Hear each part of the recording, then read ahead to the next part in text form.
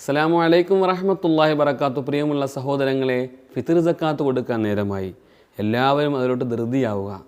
പരിശുദ്ധമാക്കപ്പെട്ട റമളാൻ മാസം അള്ളാഹുവിൻ്റെ റസൂൽ പറയുന്നു, മുഅല്ലകും ബൈനസ് സമാഇ വൽ അർളി, ആകാശഭൂമിയുടെ ഇടയിൽ ബന്ധിക്കപ്പെട്ടിരിക്കുകയാണ്. ലാ യുർഫഉ ഇലല്ലാഹി ഇല്ലാ ബിസക്കാത്തുൽ ഫിത്രി, ഫിത്ർ സക്കാത്ത് കൊടുത്തു വീടൽ കൊണ്ടല്ല നമ്മുടെ റമളാൻ അള്ളാഹുവിലേക്ക് എത്തുകയില്ല എന്നാണ്.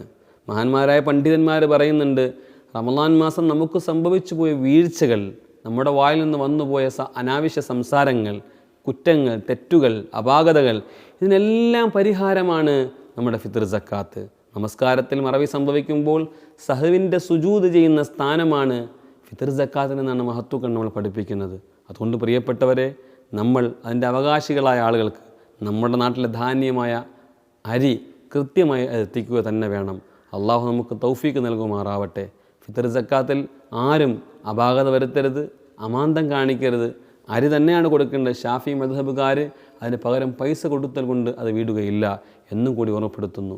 പരിശുദ്ധനായ അള്ളാഹു പരിശുദ്ധ റമളാനിൽ നാം നോറ്റുവീടിയ നോമ്പുകളെല്ലാം കബൂൽ ചെയ്യുമാറാവട്ടെ. നമ്മുടെ സക്കാത്തുകളെല്ലാം അള്ളാഹു സ്വീകരിക്കട്ടെ. അസ്സലാമു അലൈക്കും വറഹ്മത്തുള്ളാഹി വബറകാതുഹു.